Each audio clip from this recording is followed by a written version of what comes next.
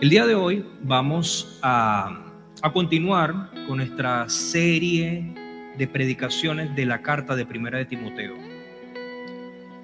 Si se recuerdan, ya hace varios domingos atrás, el mes pasado en enero, se empezó a exponer esta carta y lo vamos a ir haciendo a lo largo de todo este año 2023. Si el Señor lo permite, lo vamos a hacer de manera expositiva y secuencial, y lo vamos a hacer por medio de varios hermanos. Así que les pido encarecidamente que por favor estén orando por todos los que nos vamos a montar en el púlpito, porque para que el Señor sea glorificado y que podamos exponer de manera fiel su palabra. Amén. Dicho esto, mis hermanos, quisiera que por favor busquen en sus Biblias Primera de Timoteo, el capítulo 1 del versículo 12 al 17. Primera de Timoteo capítulo 1 del verso 12 al 17. También voy a estar leyendo otras porciones, entre ellas si tiene Hechos, Efesios, y porque voy a mencionar algunos versículos para apoyar la exposición. Entonces, Primera de Timoteo 1 del 12 al 17. Voy a permitirme leer de la versión Nueva Biblia de las Américas. Yo sé que varios aquí tienen Reina Valera, pero me puede seguir con su vista, con su entendimiento.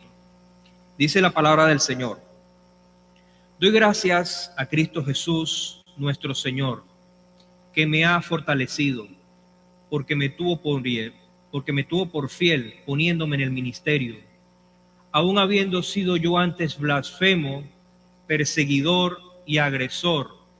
Sin embargo, se me mostró misericordia, porque lo hice por ignorancia en mi incredulidad. Pero la gracia de nuestro Señor fue más que abundante con la fe y el amor que se hallan en Cristo Jesús. Palabra fiel y digna de ser aceptada por todos. Cristo Jesús vino al mundo para salvar a los pecadores, entre los cuales yo soy el primero. Sin embargo, por esto hallé misericordia, para que en mí, como el primero, Jesucristo demostrara toda su paciencia como un ejemplo para los que habrían de creer en él para vida eterna. Por tanto, al Rey eterno, inmortal, invisible, único Dios, al sea honor y gloria por los siglos de los siglos. Amén.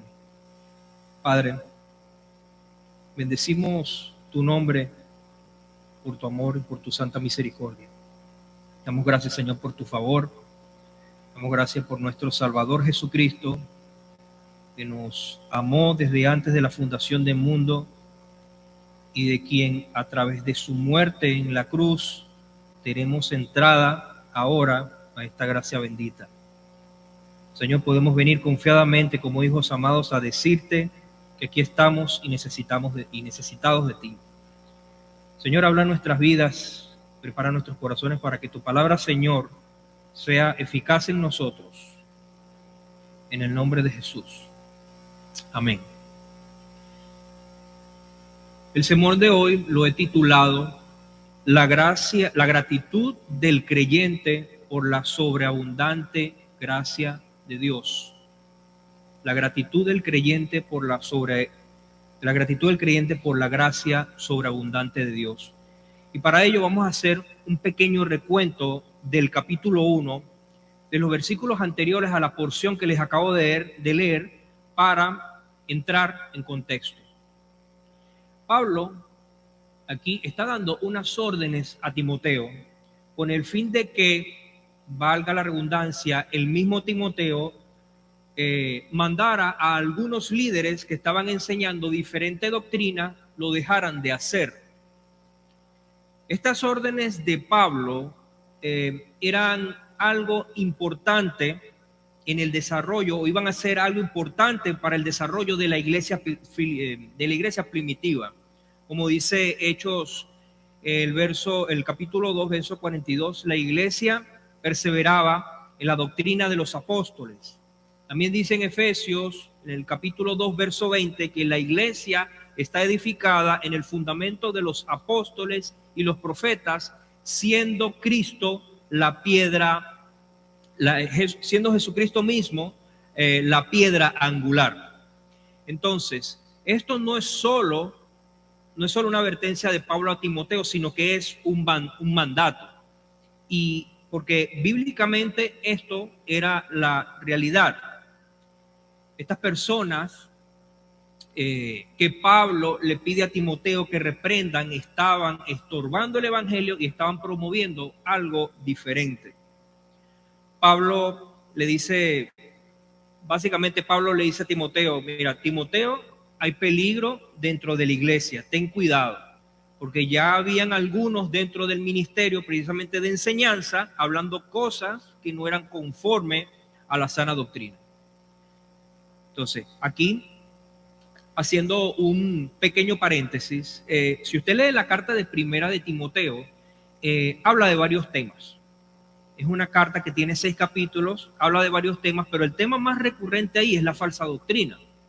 Entonces, si lee la carta completa, usted podrá identificar allí 3 áreas de doctrina de las cuales había problemas. La primera, en donde había problemas, el legalismo. Eso es lo que vamos a ver, lo que hemos visto aquí en el capítulo 1. O sea, el propósito en el que se está usando la ley no era el correcto. Entonces, eso presentaba un problema. Lo vamos a explicar un poco más adelante. El segundo problema de doctrina era el ascetismo. Eso se ve en el capítulo 4. El ascetismo es la creencia se puede decir, de purificar el espíritu por medio de la negación de placeres y abstenerse de cosas. Eso es lo que quiere decir ascetismo. Entonces, algunos estaban enseñando en ese tiempo ascetismo, como si eso les diera espiritualidad. El otro problema de doctrina era el materialismo. Eso lo podemos encontrar en el capítulo 6. Dice allí que algunos enseñaban para enriquecerse. Y sabemos, hermanos, que hoy en día eso es común, de cómo hay mucho evangelicalismo que tiene que ver con el dinero. Me ha llamado evangelio de la prosperidad, de que la gente siembra para que puedas cosechar. Eso se enseña en las iglesias el día de hoy, pero si se pueden dar cuenta, eso viene desde tiempos bíblicos. Eso tiene tiempo. Entonces, Pablo estaba tratando con todos esos problemas que estaban ocurriendo allí en Éfeso. Y como les dije, estas personas que Timoteo tenía que reprender estaban estorbando el evangelio y estaban promoviendo algo diferente. Pablo enfatiza en el verso 6 del capítulo 1 que el verdadero evangelio tiene su centro en el amor que surge de corazones limpios, de buena conciencia y fe no fingida. Cualquier cosa que no se ajuste a esto es una obra del hombre y es contraria al evangelio de Jesucristo. Una de las maneras en que los hombres estaban reemplazando el evangelio era a través de la observancia de la ley, haciendo un mal uso de la misma. Entonces Pablo dice que ellos hacían esto para su propio provecho, o sea, y para obtener popularidad. Eso sale en el verso 7.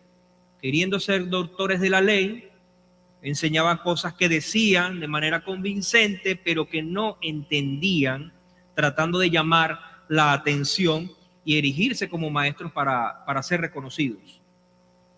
Ahora Pablo dice en el versículo 8, del versículo 8 al 10, que la ley que ellos predicaban no es que era mala de por sí, sino que la ley debía ser usada de manera correcta, no para salvar al hombre del pecado, sino para mostrarle al hombre su pecado. Esto en sí es lo que hace la ley, le muestra al hombre su pecado. El evangelio que Pablo predicaba, que le había sido encomendado, como dice el verso 11 del capítulo 1, este evangelio utilizaba el evangelio que predicaba Pablo, utilizaba la ley adecuadamente para conocer al pecador y llevarlo al Señor Jesucristo. Los hombres que Timoteo tenía que reprender utilizaban la ley como medio para salvación. Pablo dice, yo veo a Pablo diciendo, mira, Timoteo, tienes que reprenderlos. O sea, ellos no pueden enseñar eso, porque el evangelio es por medio de la gracia y no por medio de la ley. Y ahora vamos vamos a entrar ahora con los versículos del 12 al 17, lo que vamos a ver en cuestión. Aquí vamos a ver a Pablo, ahora va a mostrar con su propia vida, su testimonio, de que él es el mayor ejemplo de lo que la ley condena, pero que la gracia absuelve. Entonces, viendo el desarrollo de los versículos del 12 al 17, uno puede decir que Pablo estaba haciendo como una especie de paréntesis luego de su advertencia contra las falsas doctrinas expuestas en los versos anteriores del 3 al 11. Pero en realidad no es un paréntesis, sino que es una ejemplificación de lo que está hablando precisamente, de que la ley, como les había dicho, no sirve para salvar, la ley sirve para mostrar el pecado, pero la gracia de Dios salva a los pecadores. Básicamente, puedo ver a Pablo diciéndole a Timoteo, o sea, mira, esto es lo que pasó en mi vida. Vamos a ver 3 aspectos en esta tarde. En primer lugar, de los versos del 12 al 14, vamos a ver la gratitud de Pablo por la gracia en su propia vida. Versos del 12 al 14. Doy gracias al que me fortaleció, a Cristo Jesús nuestro Señor, porque me tuvo por fiel, poniéndome en el ministerio. Lo podemos ver aquí en el verso 12, en primer lugar, se puede observar que el origen de la gratitud de Pablo es la persona de Jesucristo, es la persona de Cristo, nuestro Señor. Básicamente aquí Pablo, podemos ver que ya está convertido, muestra lo que le pasó inmediatamente después de su conversión. Él dice que Dios lo fortaleció, lo tuvo por fiel y lo puso en el ministerio. Pero hay 3 cosas que hay que considerar en este texto que abarca su gratitud. En primer lugar, la gratitud de Pablo en su vida personal por la gracia de Dios. Él exalta la persona de Jesucristo en su gratitud. Muchas veces en los testimonios las personas se concentran más en lo que pasó en su vida, en lo que eran antes, pero el testimonio de Pablo es en la gracia de Dios en su vida, Él se centra en primer lugar en exaltar a Cristo. Y eso lo podemos evidenciar por ejemplo, en Hechos, en el capítulo 9, cuando Pablo, él iba camino a Damasco para perseguir cristianos. Y el mismo Jesús se le aparece en un resplandor que lo dejó ciego de manera temporal. Y ahí mismo en el capítulo 9 de Hechos, a partir del verso 5, o sea, dice, ¿quién eres, Señor? Entonces Jesús le dice, yo soy Jesús a quien tú persigues. Luego de allí el Señor le dice que se levante, que le va a dar unas instrucciones y va a Damasco con la ayuda. Él estaba ciego, él se va a Damasco con la ayuda de los hombres que iban con él. Entonces, luego de ese tiempo él llega a Damasco. Entonces el mismo Señor le dice a Ananías que vaya donde Pablo para que le imponga las manos, recupera la vista y sea bautizado. Inmediatamente que él se recuperó, como quien dice, agarró fuerza, dice en el verso 20 de ese capítulo, del capítulo 9, que en ese día se puso a predicar Pablo en las sinagogas diciendo, él es el Hijo de Dios. O sea, él inmediatamente, él pasó a adorar y a servir a este Dios, a este Salvador. Y eso es lo que, y esto está de acuerdo con lo que dice el Señor en Juan, en el capítulo 5, verso 23, que dice que para que todos honren al Hijo, así como honran al Padre. Para que todos honren al Hijo, así como honran al Padre. El que no honra al Hijo, no honra al Padre que le envió. Gálatas 2:20 dice que estoy juntamente, dice Pablo, estoy juntamente crucificado con Cristo. Ya no vivo yo, mas Cristo vive en mí. Así que Pablo honra a Cristo. Entonces, esta gratitud de Pablo que nosotros vemos en los versos 12 al 14, en primer lugar, es una gratitud que exalta al Señor Jesucristo. Pero también hay algo más en esta porción, y es que Cristo fortaleció a Pablo inmediatamente luego de su conversión. Doy gracias a Cristo Jesús, le doy gracias al que me fortaleció, a Cristo Jesús. Esta palabra, fortaleció, en el original, la raíz de esa palabra es la misma que se utiliza en Filipenses 4:13, que dice todo lo puedo en Cristo que me fortalece. Haciendo un pequeño paréntesis allí, en el idioma griego hay una forma de verbo que es indefinida, que expresa una acción pasada que no toma en cuenta su duración y que no se puede medir en el tiempo. Y es una acción pasada que comenzó pero que continúa ocurriendo, y esa forma de tiempo indefinido en el griego se llama aoristo.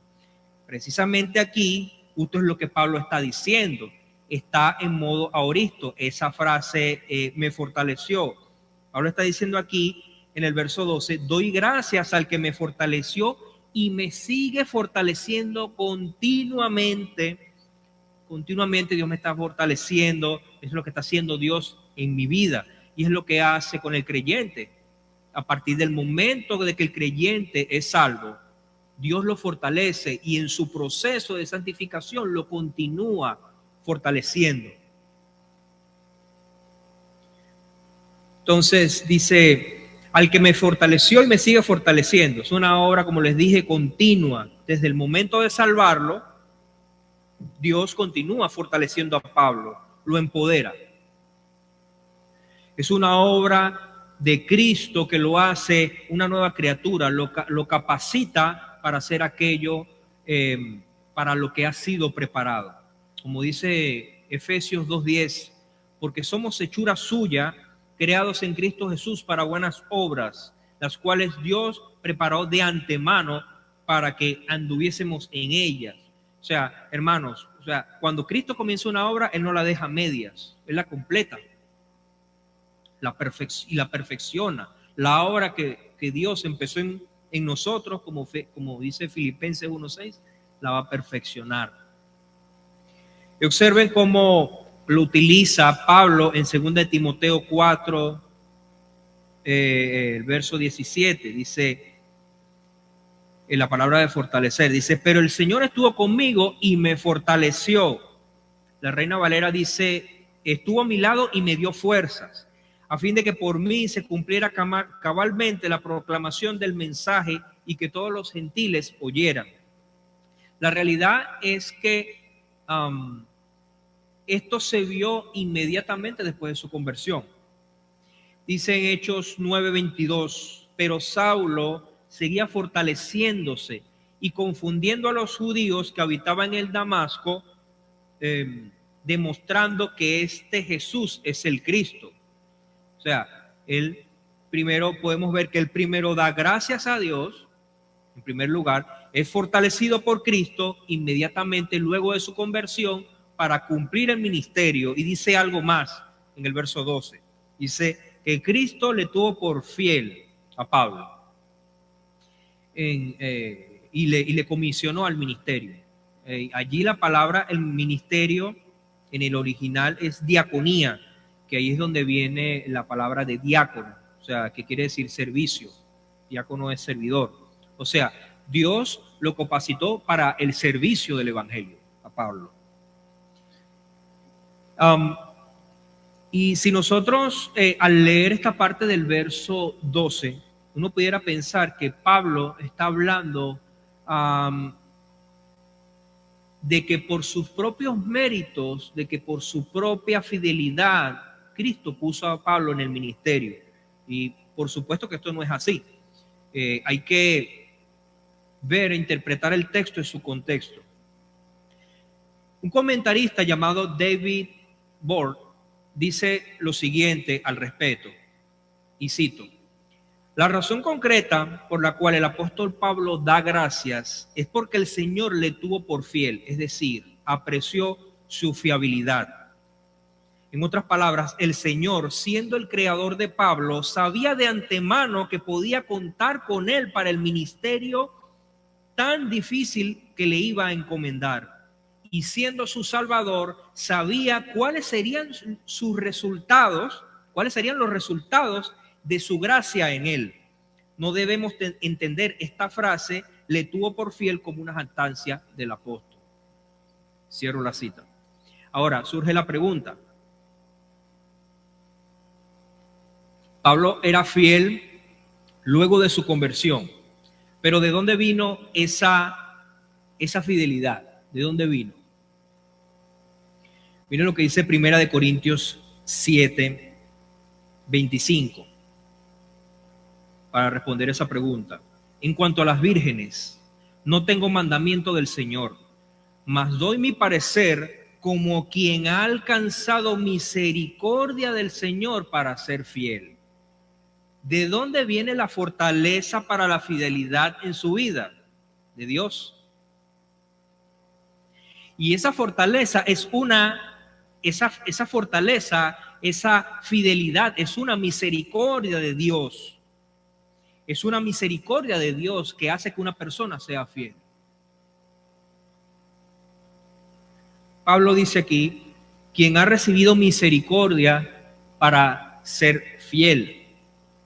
Es decir, la gracia de Dios transformó a Pablo, el perseguidor, el agresor, el blasfemo, en Pablo, el predicador. O sea, el Señor en su infinita sabiduría, en su omnisciencia, el Señor evaluó a Pablo. O sea, luego de su conversión, o sea, lo evaluó, así como evaluó a Pablo, también evaluó a David en el momento que Samuel lo ungió como rey. O sea, David era un hombre conforme al corazón de Dios, dice la palabra. Y Dios vio en Pablo lo que un hombre no puede mirar, su corazón. Y Pablo fue puesto en el ministerio. Dios evaluó a Pablo. Y un resumen de esta evaluación que Dios hace lo podemos ver en algunos versículos. Voy a citar algunos, voy a hacer mención de algunos que están en el libro de Hechos, de esa evaluación. Hechos 9 del verso 15 y 16. Hechos 9, 15 y 16 dice: pero el Señor le dijo, diciéndole a Ananías, ve, porque él es mi instrumento escogido para llevar mi nombre en presencia de los gentiles, de los reyes y de los israelitas, porque yo le mostraré cuánto debe padecer por mi nombre. Ahí mismo en Hechos, más adelante, en el capítulo 26, del verso 15 al 18, ¿sí? Dice: yo entonces dije, ¿quién eres, Señor? Y el Señor dijo, yo soy Jesús, a quien tú persigues.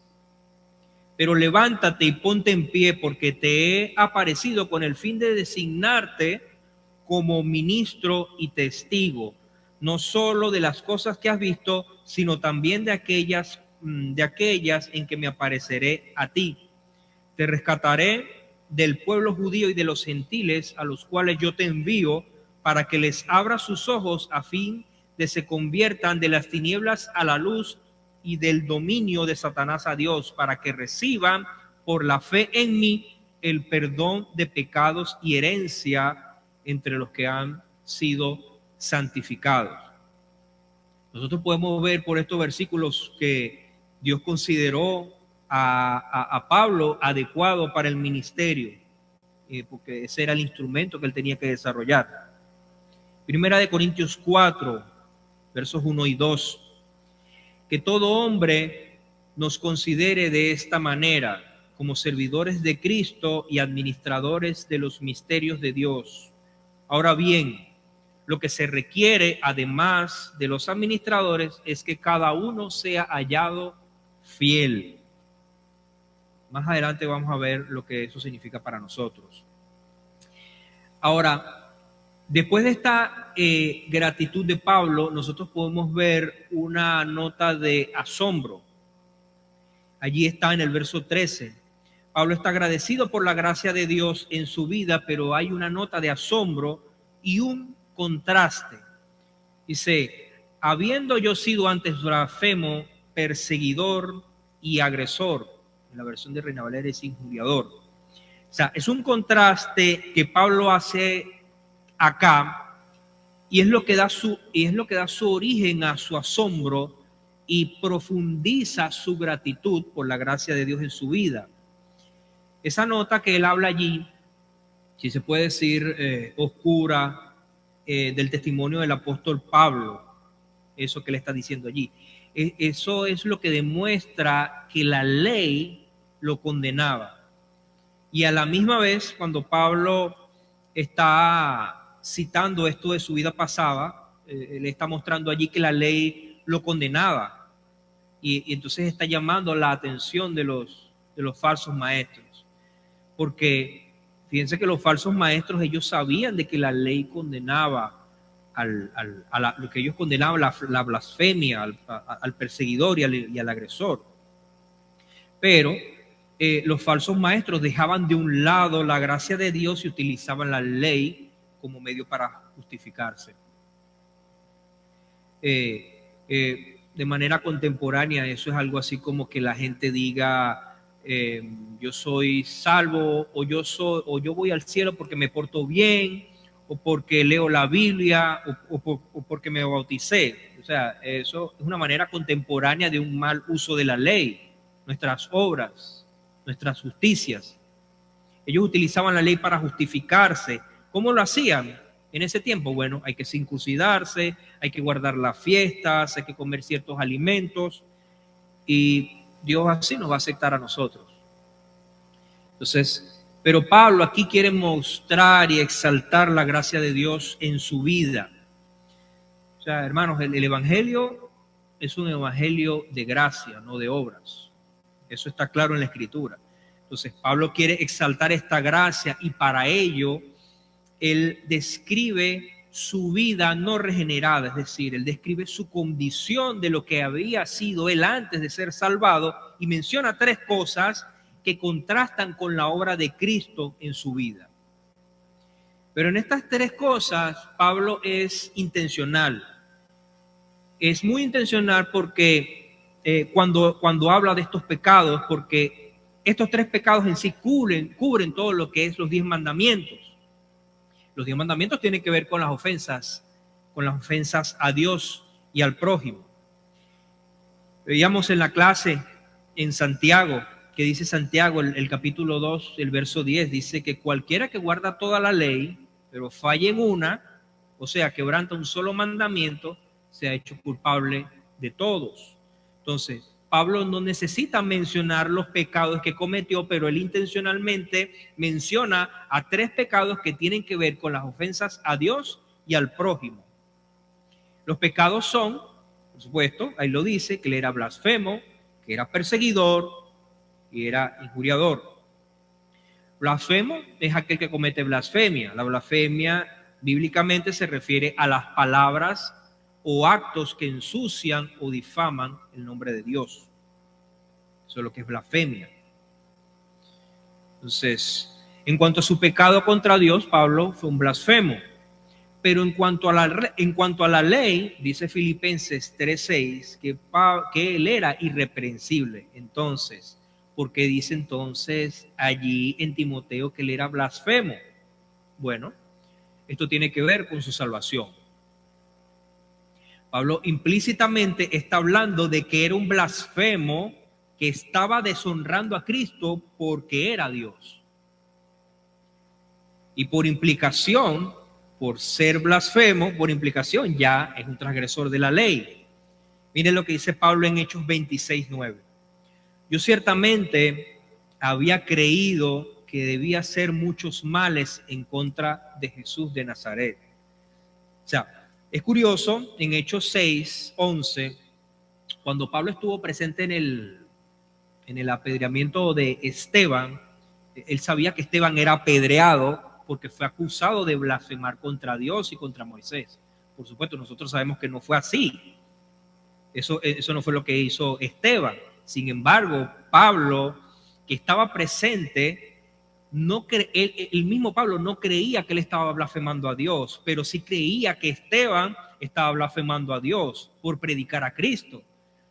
Y Pablo dio su voto. Pablo estuvo de acuerdo con el apedreamiento de Esteban. En cuanto a su pecado contra los hombres, Pablo dice que fue un perseguidor y un injuriador o agresor, lo cual cubre la otra parte de los 10 mandamientos. Hechos 26:10 y 11 dice, no solo encerré en cárceles a muchos de los santos con la autoridad recibida de los principales sacerdotes, sino que también cuando eran condenados a muerte yo añadía mi voto, castigándolos con frecuencia en todas las sinagogas. Procuraba obligarlos a blasfemar. Enfurecidos contra ellos, seguía persiguiéndolos hasta aún ciudades extranjeras. O sea, Pablo era terrible. Los perseguía, era como un celo enfermizo. Y decía un comentarista que era como un deseo sádico de querer hacerle daño a los santos, a los cristianos. Entonces, parafraseando los versos 12 y 13 que estamos cubriendo, Pablo más o menos dice: yo le doy gracias a Dios en mi vida por Cristo Jesús, que me fortaleció, pero esto es lo que yo viví, esto era lo que yo viví antes. Yo era un blasfemo, yo deshonré a Dios. Y ahora Pablo adquiere mayor sentido cuando expresa en el versículo 13 que Pablo fue recibido a misericordia. La misericordia es el atributo de Dios que lo describe como alguien que tiene profunda compasión por las personas, de tal manera que demuestra una bondad benévola con quienes se encuentran en una condición lamentable o miserable, aunque no lo merezcan. Eso es lo que significa el atributo de Dios de la misericordia. Se lo voy a repetir porque me pareció importante esto. Eso lo dice William Hendrickson. La misericordia es el atributo de Dios que lo describe como alguien que tiene una profunda compasión por las personas, de tal manera que demuestra una bondad benévola con quienes se encuentran en una condición lamentable o miserable, aunque no lo merezcan. Entonces, Pablo, él no creía, él no sabía, él no pensaba que estaba en una condición miserable. Él creía que él tenía el favor de Dios. Él dice que lo hizo por ignorancia e incredulidad. Ahora vamos a ver qué es lo que significa esto. Pablo dice que Dios le mostró misericordia, porque en el momento que Pablo se presentó como el blasfemo, perseguidor, agresor, estaba persiguiendo a alguien que en la Biblia dice que es rico en misericordia.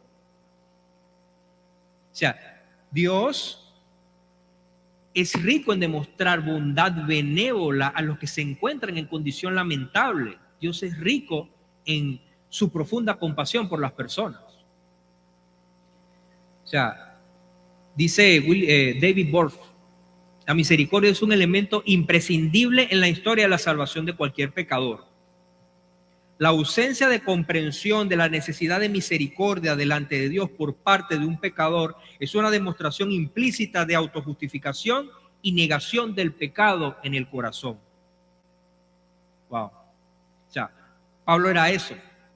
Pablo no sentía que necesitaba misericordia porque él servía a Dios a través de la ley.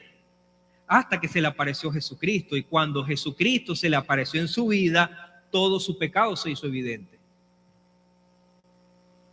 La blasfemia, una de ellas, y el enojo contra el prójimo, el otro pecado. ¿Y qué dice la Biblia? Amarás al Señor tu Dios con todo tu corazón y a tu prójimo como a ti mismo. De estos mandamientos depende la ley y los profetas. ¿Y qué Pablo diría ante esto? Oye, o sea, no sé para dónde agarrar. O sea, estoy condenado. O sea, ¿qué hago? Dios muestra misericordia, Pablo. En el momento más duro de Pablo, la ley pasó de ser su sostén, su pilar, a ser su mayor enemigo. Pero en ese momento Dios le mostró misericordia a Pablo. La misericordia de Dios le fue mostrada a Pablo a causa de su ignorancia e incredulidad. Ahora, cuando Pablo dice que lo hice por ignorancia e incredulidad, no es que él está como una persona diciendo, como una persona inocente diciendo, ay, bueno, yo no sabía lo que estaba haciendo.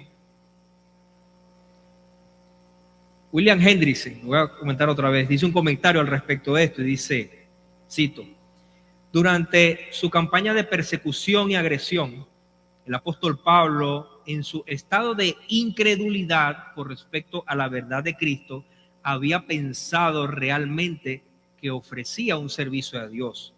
Él perseguía a la iglesia ciertamente, pero lo hacía con limpia conciencia.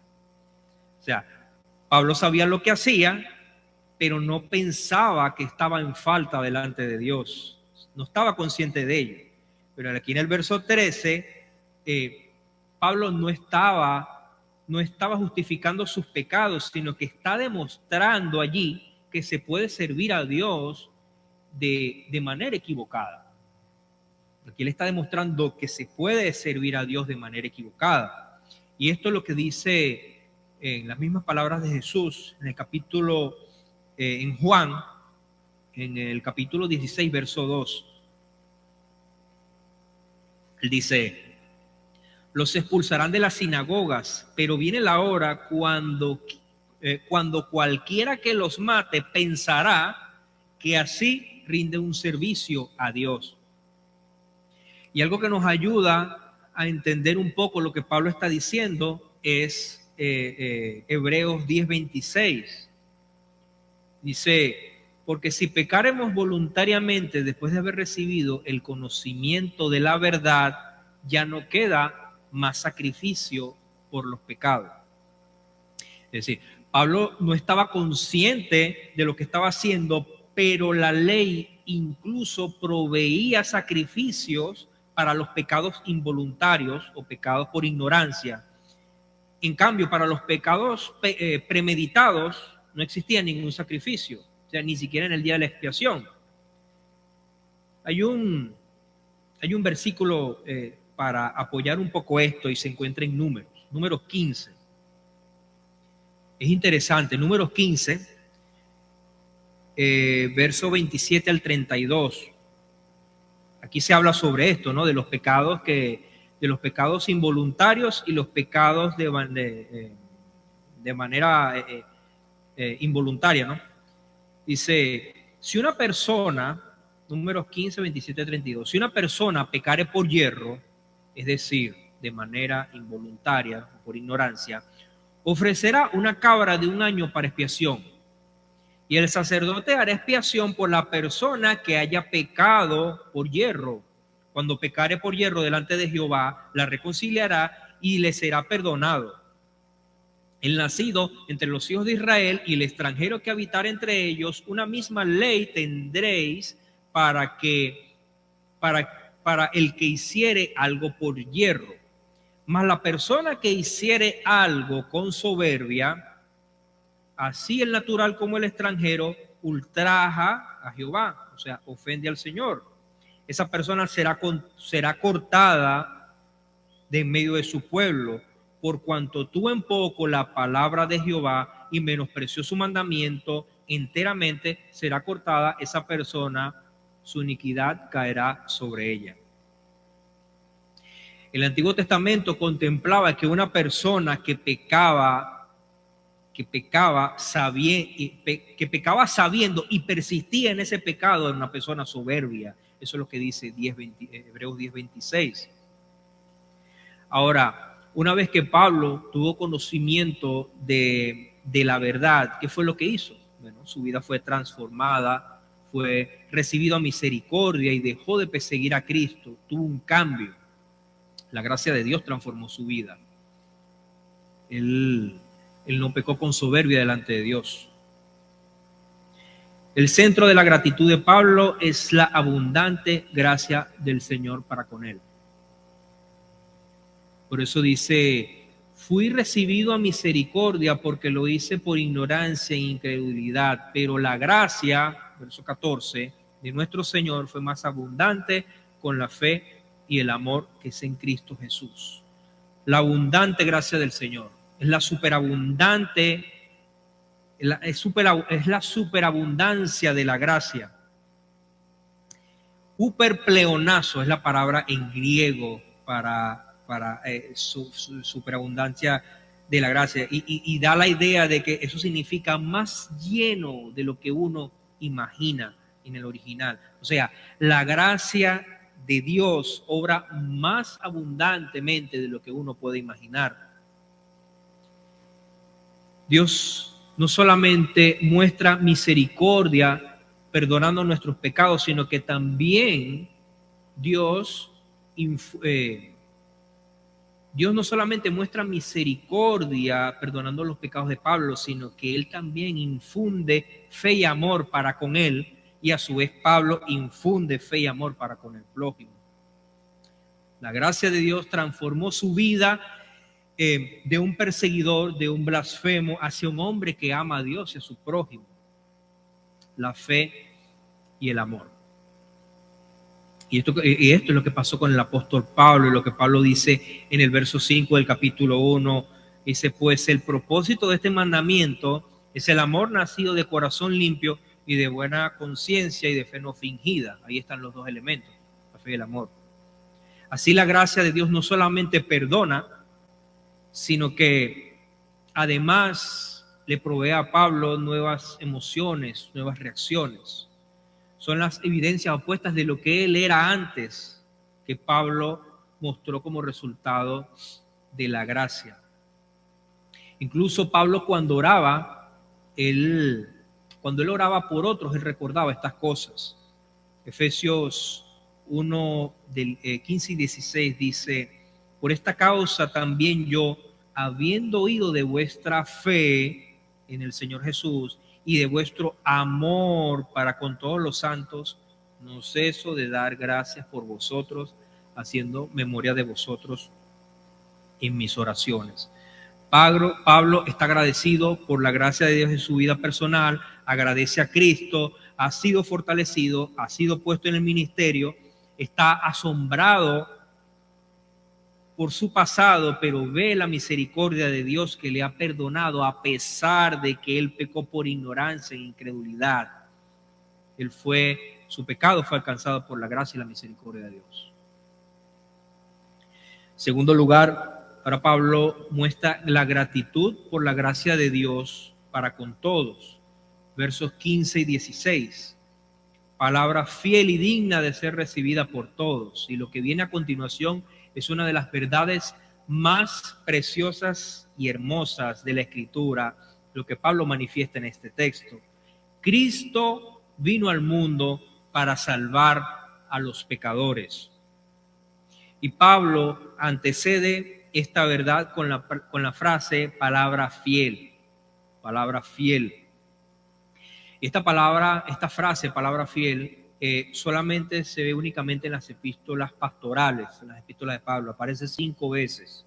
Aparece aquí, aparece en 1 Timoteo 3:1, en 1 Timoteo 4:9, 2 Timoteo 2:11 y Tito 3:8. Palabra fiel. Cuando en las epístolas pastorales se utilizaba la expresión palabra fiel, eran como resúmenes conocidos de doctrinas principales. O sea, cuando una iglesia, una persona recibía una carta y leía esta parte del apóstol, palabra fiel, es que de verdad iba a decir algo muy importante. ¿Cuál es esta palabra fiel? Cristo Jesús vino al mundo para salvar a los pecadores. Y verdad que esa verdad es maravillosa para nosotros.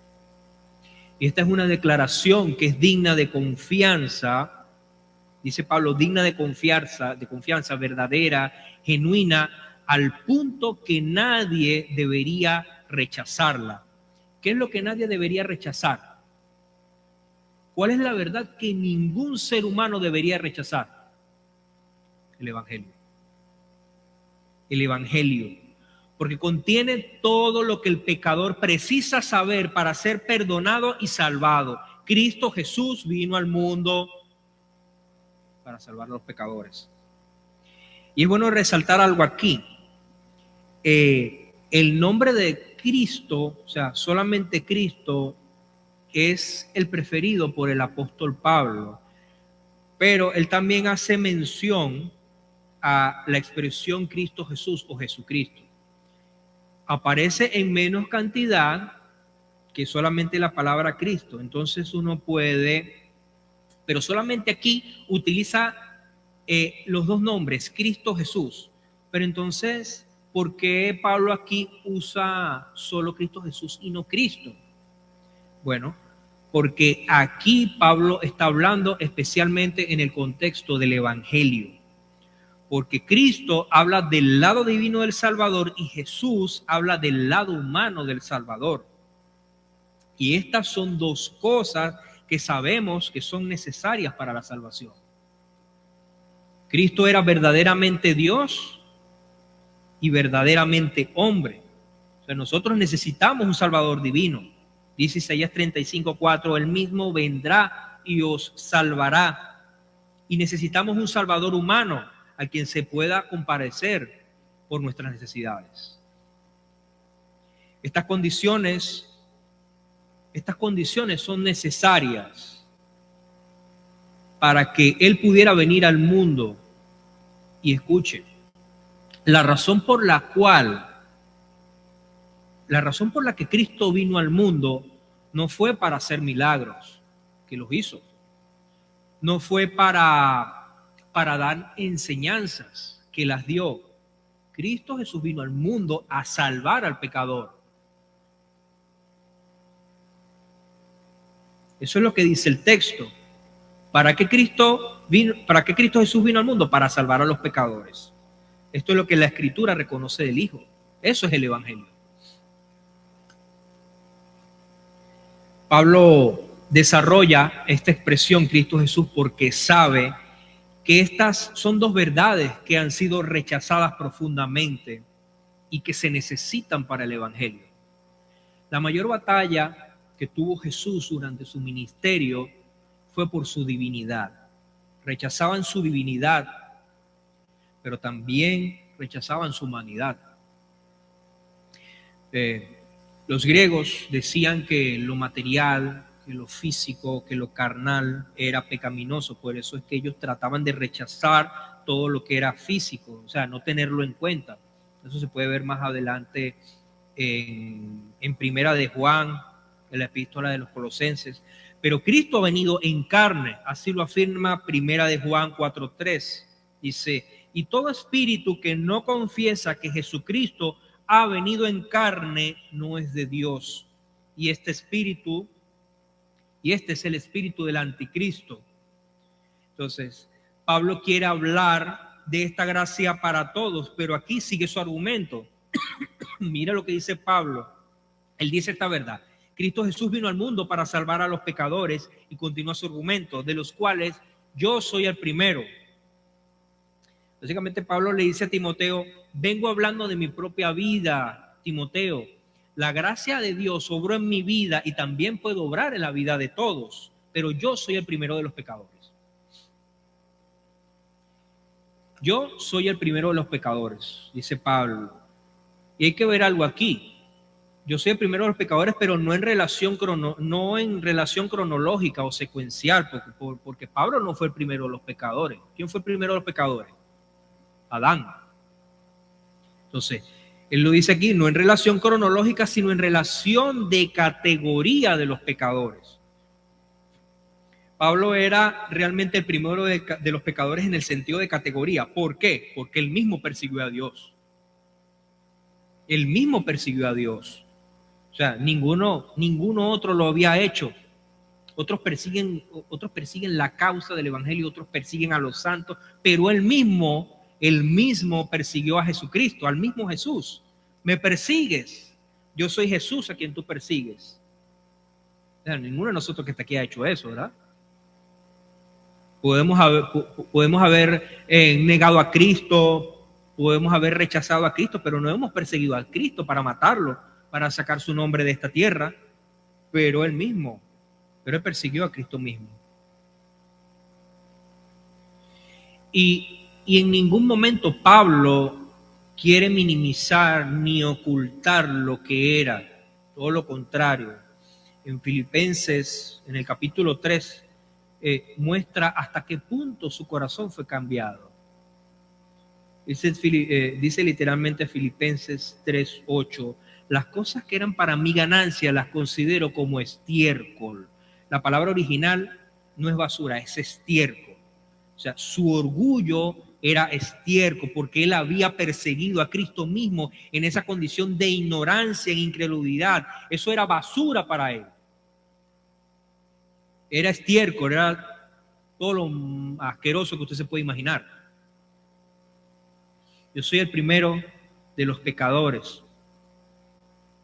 La razón por la que Pablo también se considera como el primero de los pecadores es para ejemplo.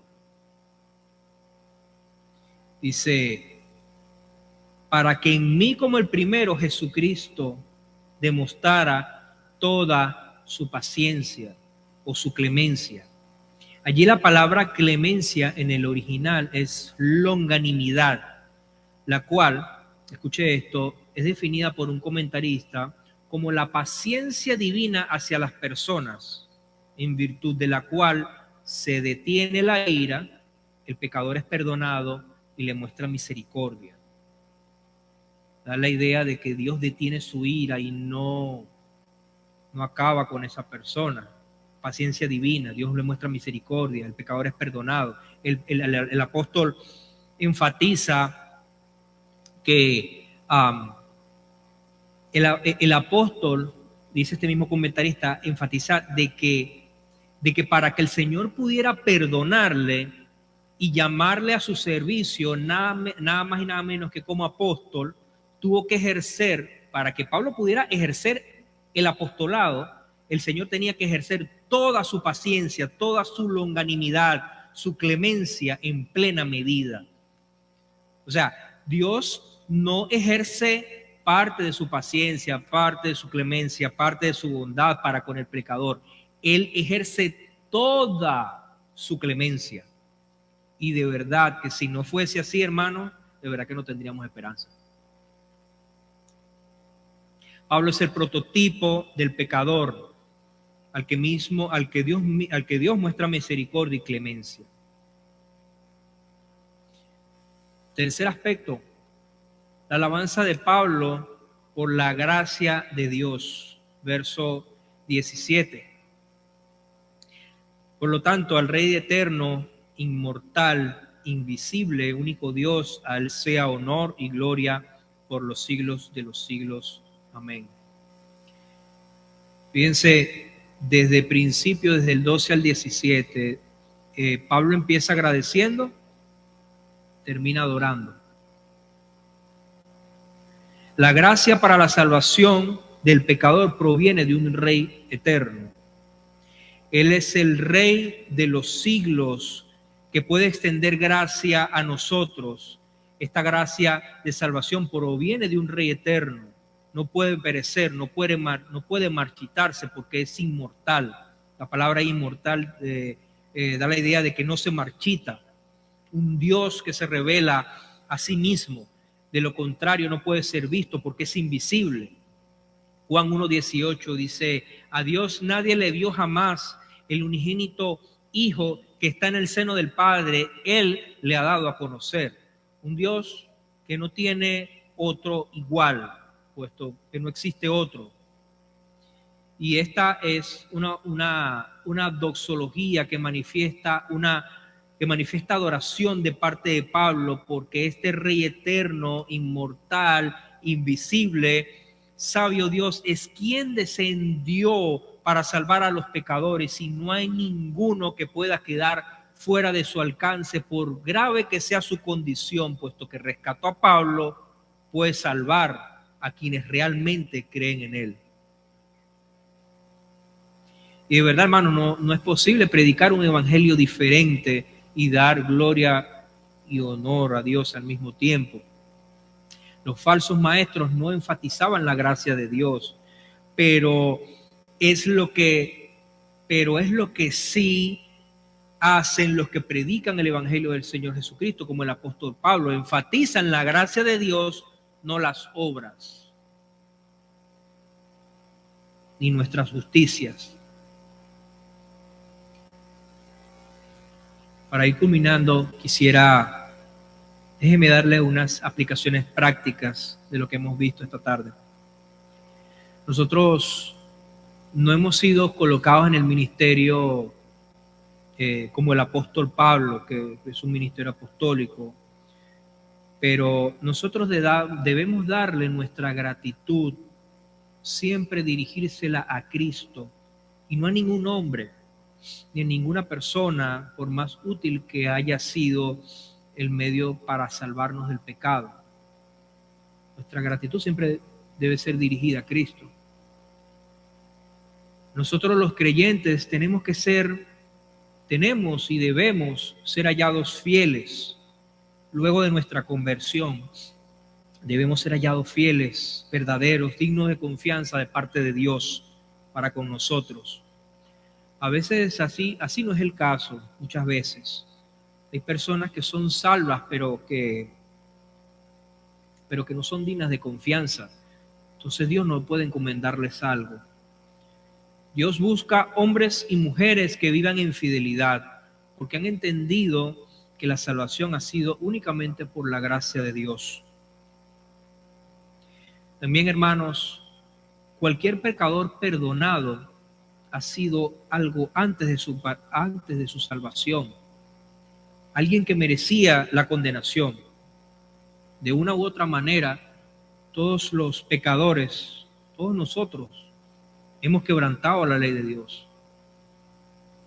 Todos nosotros la hemos quebrantado, no solamente, quizás no blasfemando como Pablo lo hizo, no de la misma manera, pero sí hemos quebrantado la ley, desobedeciendo a nuestros padres, mintiendo, codiciando el bien ajeno, deshonrando el día del Señor.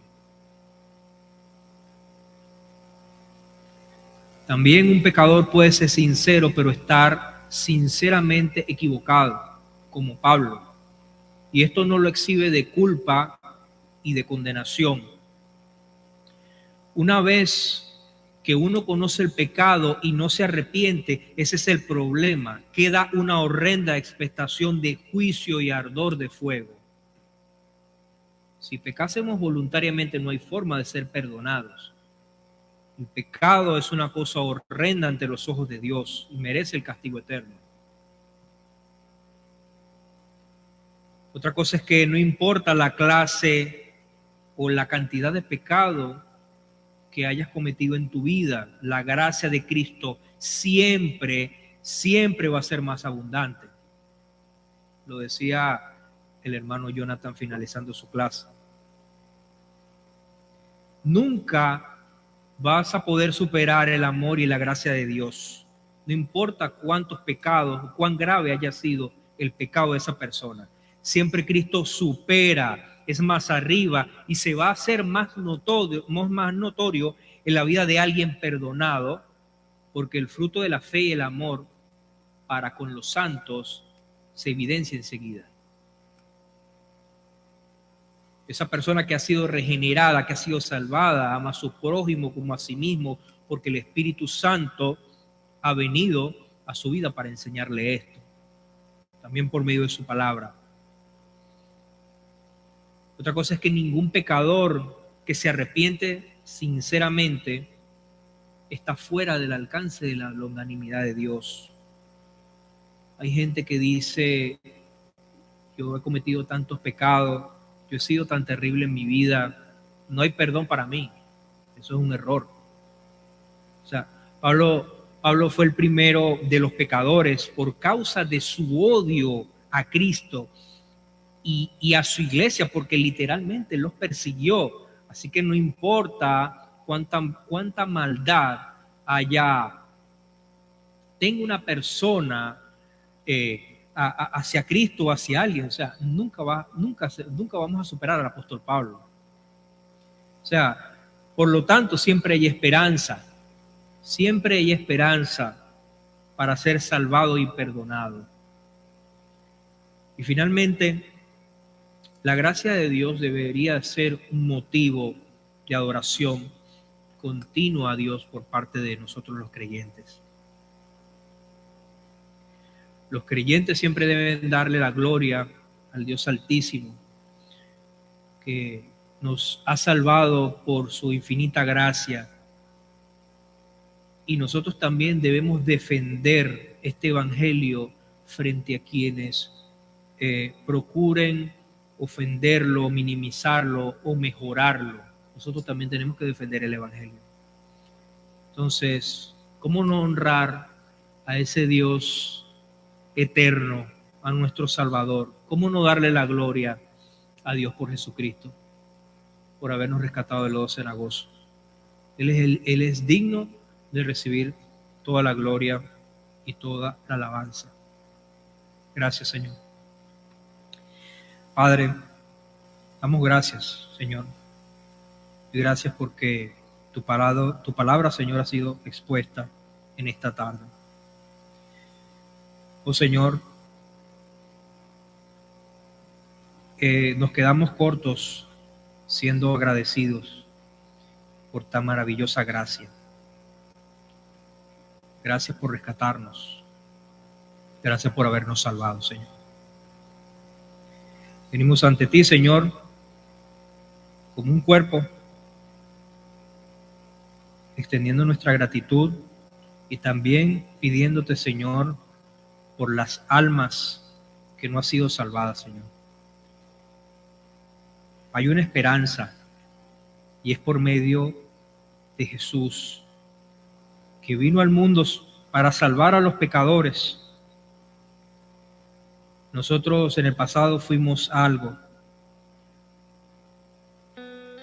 Éramos lo peor. Merecíamos la condenación, pero en tu preciosa misericordia y gracia nos alcanzaste. Señor, bendice a cada uno de mis hermanos, cada una de las familias que conforman la Iglesia Emmanuel.